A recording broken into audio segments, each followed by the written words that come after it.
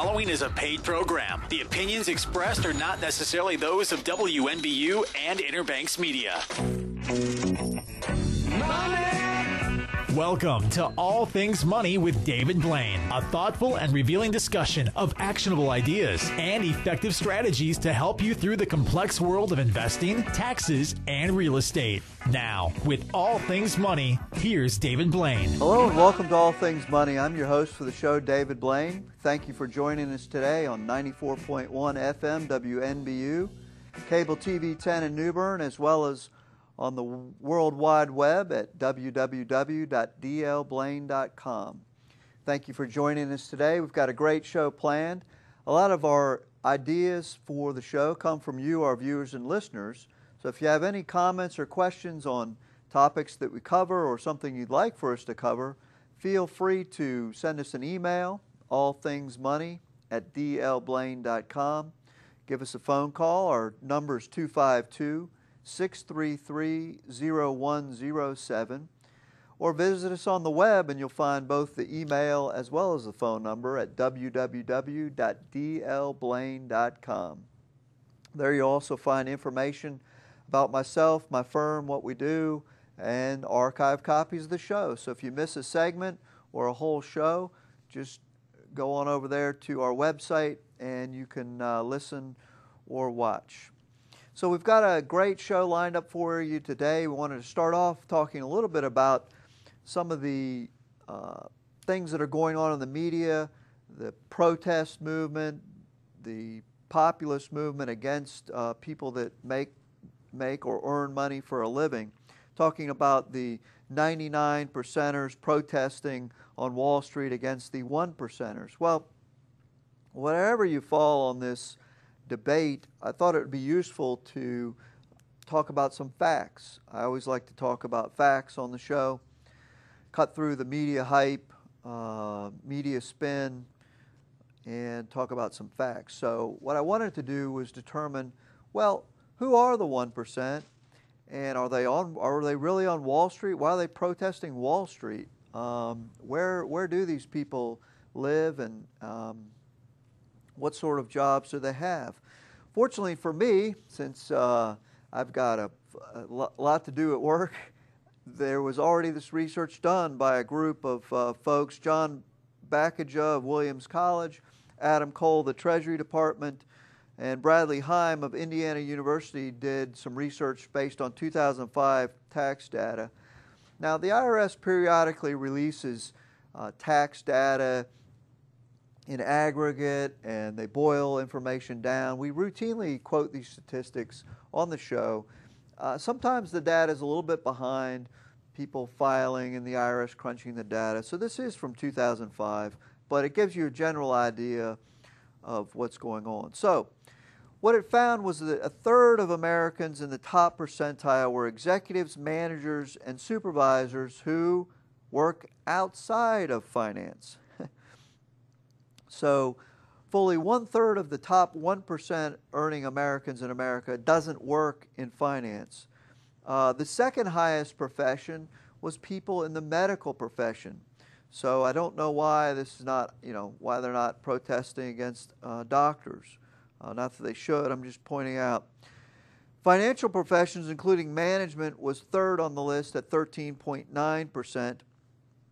Our lawyer friends were fourth on the list. So once again, you have other people outside of Wall Street. In fact, Wall Street is not the majority. They're one of a small number of groups of people that earn the top 1%. If you look at computer, math, engineering, and technical, non-finance is next on the list with about 5%. Not working people, the Paris Hiltons of the world, about 4.3%. Honestly, I thought that figure would be a little bit higher. But then again, I guess they're the ones like Warren Buffett that are investing in things that tax-free type things, so their income is not that high. We also find the arts, media, and sports about 1.6%. That's the one that always baffles me, is that, I enjoy watching sports as anyone else, but, somebody really worth $50 million a year to hit a ball or throw a ball around when there are people that can't find a job, or some, rock person or rap star, making millions of dollars. I don't understand, or a movie star, some actor. I don't understand why there's no protest against the exorbitant pay that those people receive for doing nothing.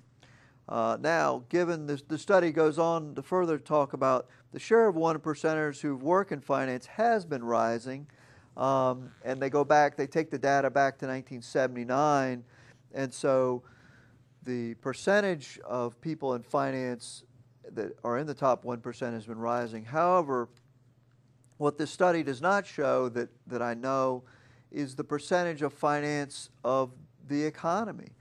The percentage of people working in finance, the percentage of gross national product that finance contributes to the United States has been significantly rising over the years. So naturally, you would expect that the percentage of people earning the most money would also begin to rise over the years.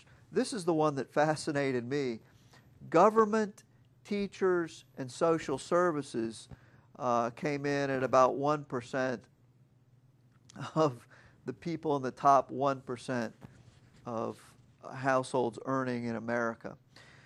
I don't know, maybe they inherited money and they just choose to work as a teacher or something like that, but that was quite a fascinating statistic to see that government, teachers, and social services were in that top 1%. The study also went on to talk about the percentage of the income that these top 1% make.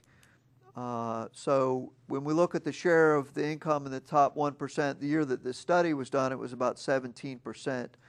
So the executive manager and supervisor in non-finance was 6.35%.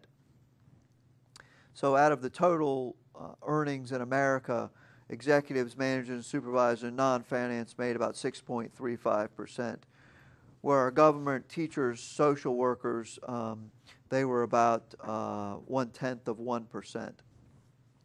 So anyway, I just thought that would be useful to cover here in the first segment is who exactly is the 1%. And yes, people on Wall Street are certainly in that top 1%, and the share has been increasing. So has the share of finance as part of our GNP been increasing.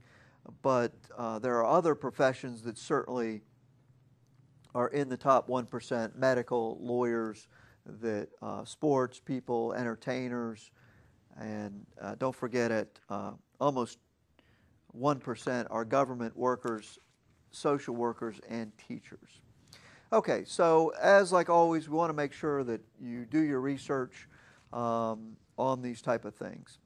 Well, that's about all the time we have for our first segment. When we come back, we'll talk a little bit about some financial rules of thumb that make no sense. So for All Things Money, I'm your host, David Blain.